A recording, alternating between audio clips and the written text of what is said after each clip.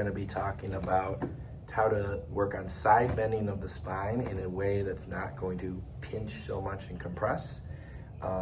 So it's not so much the side bending that we want to encourage, it's what happens when we do side bend, which is a natural part of function, that we do side bend from time to time, at least to a small amount, small degree. And what happens is if I side bend to my right or towards the camera, which may appear to be left, depending on how it's formatted here, I'm gonna think about not only not really that I'm kind of scrunching up here, it's more that I'm kind of driving through it, especially at the apex of the curve, across to the opposite side. So that's as far as the spines, I'm kind of almost shifting to that opposite side through my spine. Now I could be on that same side and still do that, which is one way that you can challenge yourself to stabilize and leverage to do that without actually having to shift over.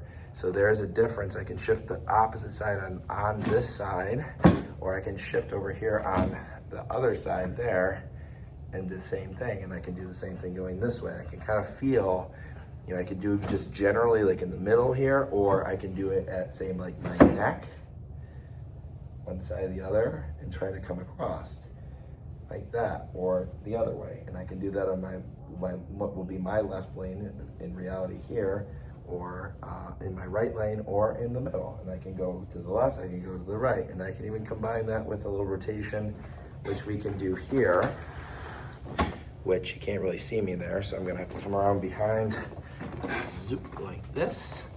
All right, and this is where I can use my hands maybe.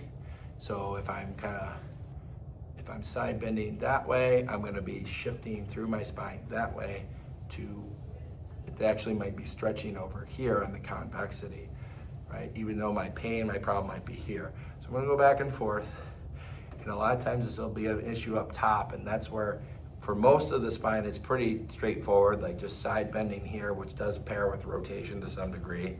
But the rotation side bending occur naturally in the same direction up until the upper cervical spine, where it's opposites. This is where you imagine almost like cracking your neck, not trying to, or not doing this forcefully or quickly, but if I'm guiding my head this way, tipping, I'm gonna try to guide more up and across in that upper cervical, like C1, C2 here, maybe a little rotation as I turn my head that way. Oh, got a little pop there. So I'm being very gentle here. I'm not trying to force or, I'm not looking for cracks, but if I get them, that's okay, as long as it's not painful. But I wanna feel that my head is going one way and my spine is and we're talking millimeters. This isn't like a big shift. You shouldn't be shifting that much.